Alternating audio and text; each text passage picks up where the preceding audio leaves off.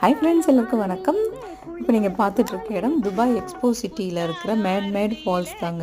இது வந்து மனிதர்களால் உருவாக்கப்பட்ட செயற்கை நீர்வீழ்ச்சி. இது பார்த்திங்கன்னா அவ்வளோ பியூட்டிஃபுல்லாக வந்து டிசைன் பண்ணியிருப்பாங்க. அப்படி ரியல் குற்றால அருவியில் குளிக்கிற மாதிரியான ஒரு உணர்வை நமக்கு கொண்டு வரும்.